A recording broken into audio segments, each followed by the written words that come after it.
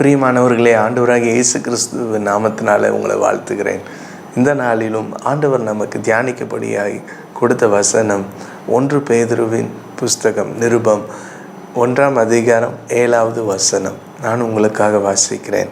அழிந்து போகிற பொன் அக்கினியினாலே சோதிக்கப்படும், அதை பார்க்கிலும் அதிக விலையேற பெற்றதாயிருக்கிற உங்கள் விசுவாசம் சோதிக்கப்பட்டு இயேசு கிறிஸ்து வெளிப்படும் போது உங்களுக்கு புகழ்ச்சியும் கனமும் மகிமையும் உண்டாக காணப்படும்.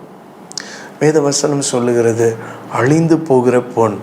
ஆண்டவர் அநேக இடங்களில் சொல்லியிருக்கிறாரு, ஞானத்தை சம்பாதி, புத்தியை சம்பாதி. ஏன் ஞானமும் புத்தியும் பொன்னை பார்க்கிலும் விலையேற பெற்றது?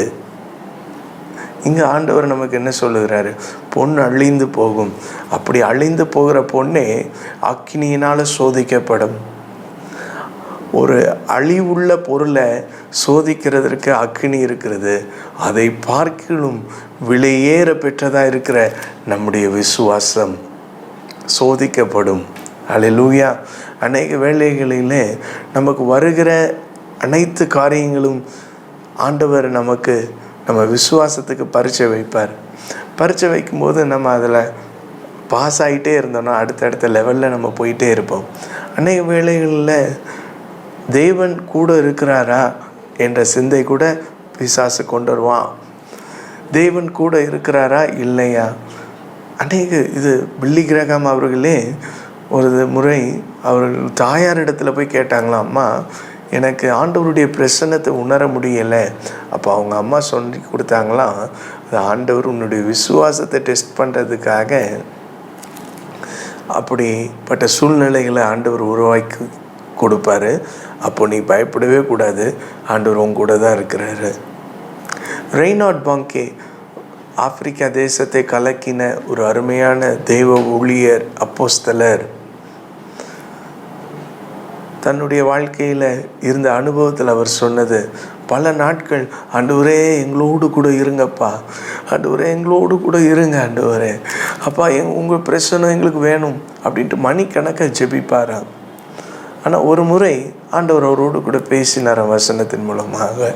இதோ உலகத்தின் முடிவு பரியந்தம் சகல நாட்களிலும் நான் உங்களோடு கூட இருக்கிறேன் என்று சொல்லி. அப்போ பேசினதுக்கு பிற்பாடு அவர் என்னோடு கூட இருங்க ஆண்டவரே அப்படின்ட்டு ஜெபித்ததே கிடையாதான். சில சமயங்களில் தேவனுடைய பிரசன்னத்தை உணர முடியாத சூழ்நிலைகள் வரும்போது ஸ்டேஜுக்கு இப்படியாக ஜெபித்துட்டு போவாராம், ஆண்டவரே என்னுடைய சரீரம் நீங்கள் இருக்கிறத உணரலை, ஆனால் நான் விசுவாசிக்கிறேன் நீங்கள் என் கூட தான் இருக்கிறீங்க அப்படின்ட்டு சொல்லி ஸ்டேஜுக்கு ஏறுவாராம், மைக்கு பிடிப்பாராம். எப்படிலாம் அற்புதம் நடக்குமோ அவருடைய ஊழியத்தில், அதே போல் அன்றைய தினத்திலும் அற்புதங்கள் நடக்குமா? இதிலிருந்து என்ன புரிகிறது? விசுவாசம் சோதிக்கப்படும். உங்கள் விசுவாசம் கூட சோதிக்கப்படும்படியான அநேக சூழ்நிலைகள் சந்தர்ப்பங்கள் வரலாம். தேவன் நம்ம கூட தான் இருக்கிறாரா? நமக்கு நடக்கிறதெல்லாம் ஆண்டவர் பார்க்கிறாரா? இதெல்லாம் ஆண்டவருக்கு தெரிந்து தான் நடக்குதா? ஆண்டவர் காணாதவர் போல இருக்கிறாரா? வேத வசனம் சொல்லுகிறது, இஸ்ரவேலை காக்கிறவர் உறங்குகிறதும் இல்லை தூங்குகிறதும் இல்லை. நீங்கள் அவருடைய பிள்ளைகள். இதே பேதுருவில் வாசிக்கிறோம், நம்ம ராஜரிக ஆசாரிய கூட்டம். அந்த காலத்திலெல்லாம் தேவாலயத்துக்குள்ளே ஆரோனுடைய பிள்ளைகள் மட்டும்தான், அவங்க சந்ததி மட்டும்தான் போக முடியும்.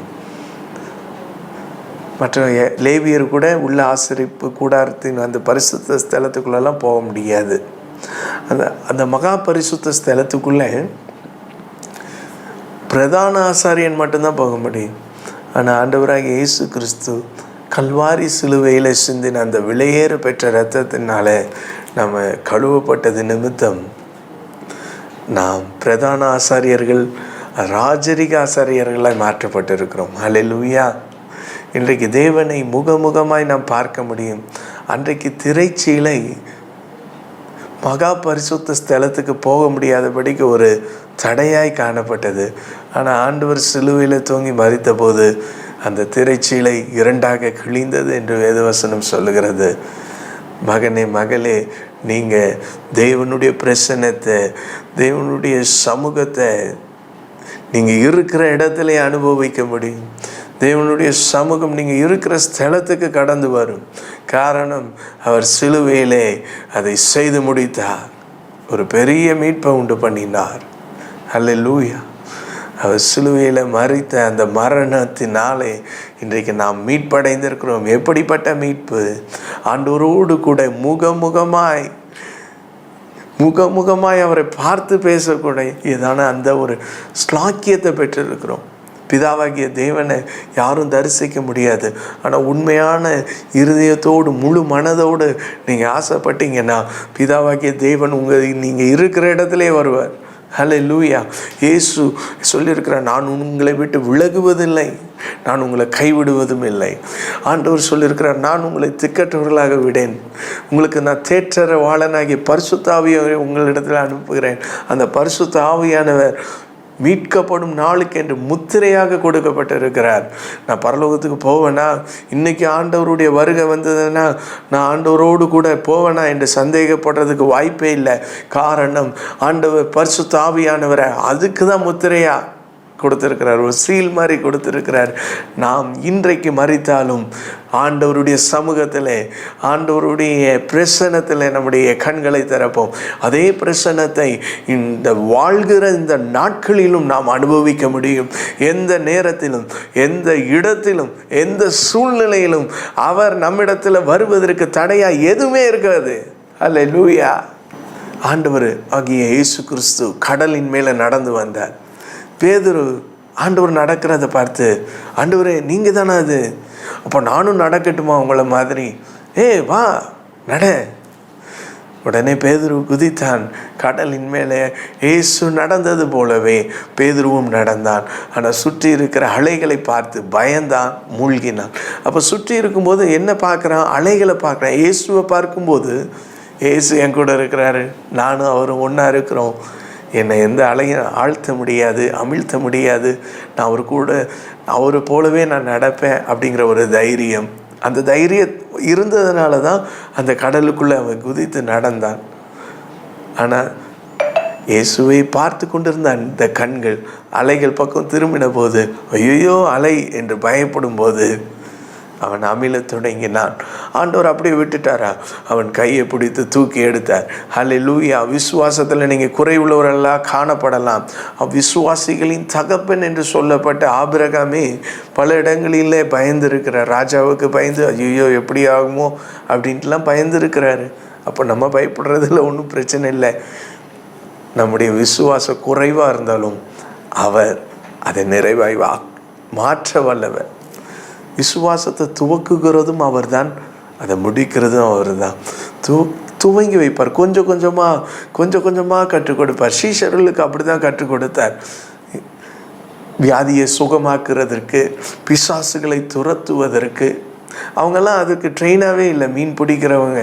அதான் மற்றவங்கெல்லாம் பார்த்தாங்க, வேதத்தில் ஆழ்ந்த பரிசேயர்கள் சதுசேயர்லாம் பார்த்து, என்னடா இது, இவங்கெல்லாம் மீனவர் தானே, இவங்க எப்படி இந்த அற்புதம் செய்கிறான், இவங்கெல்லாம் மீனவர் தானே, எப்படி இவங்களுக்குள்ள இவ்வளோ வல்லமை இருக்குது அப்படின்ட்டு சொல்லி ஆச்சரியப்பட்டார்கள்.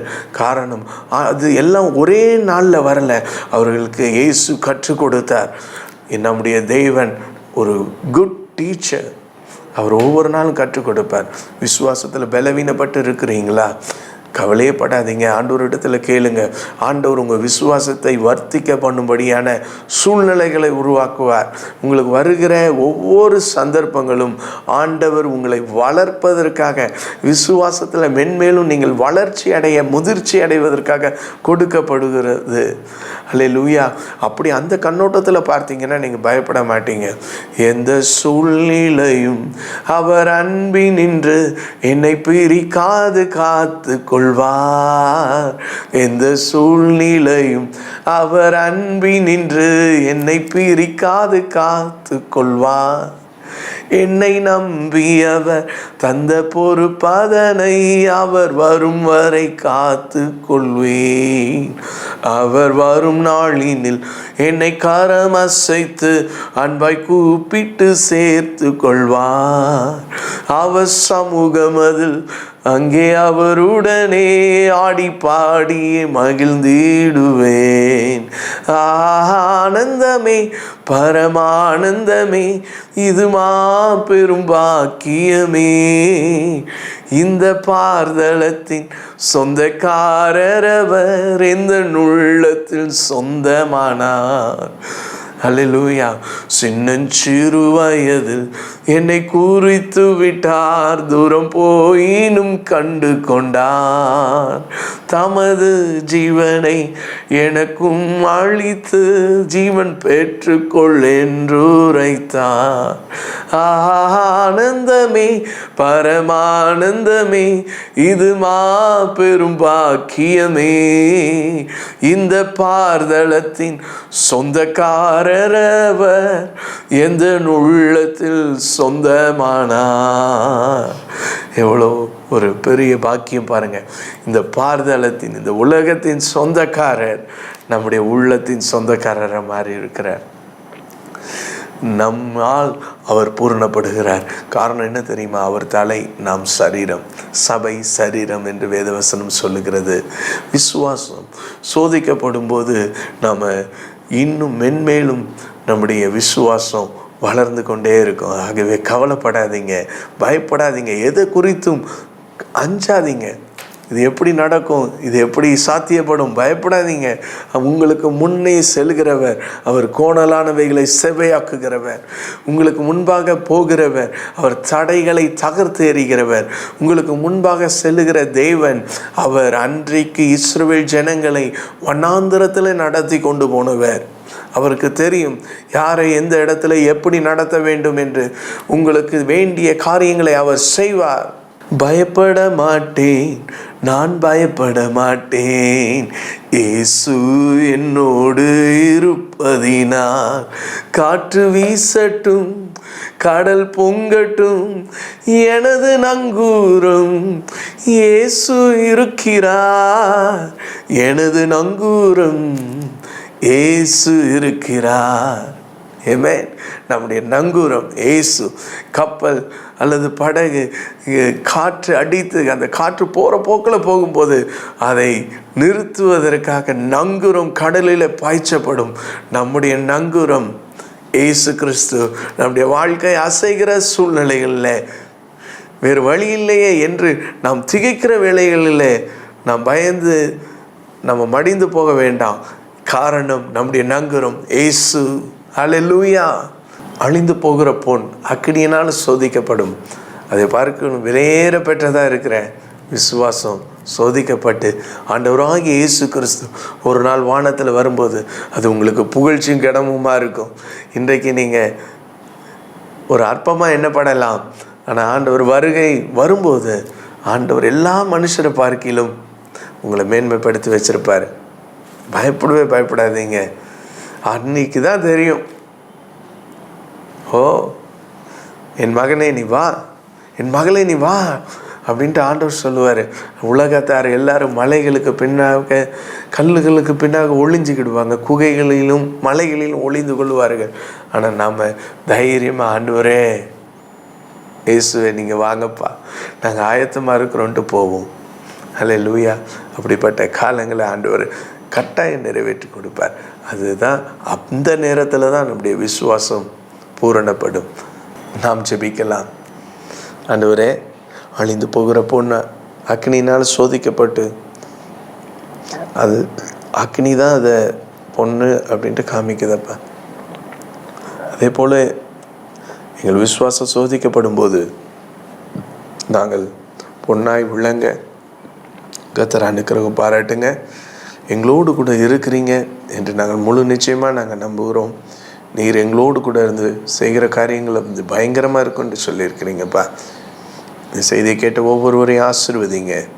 அவர்களுக்குள்ளே இருக்கிற சந்தேகங்கள் எல்லாவற்றையும் இந்த நாளில் நீங்கள் விளக்கி இருக்கிறீங்க. கர்த்தர் மென்மேலும் அவர்கள் விசுவாசத்தில் வளர ஊன்றி நிற்க கர்த்தர் அனுக்கிரகம் பாராட்டுங்க. அப்படியே வல்ல நல்ல நாமம் மகிமைப்படட்டும். இயேசுவின் மூலம் ஜெபம் கேளும் நல்ல பிதாவே, ஆமென். God bless you.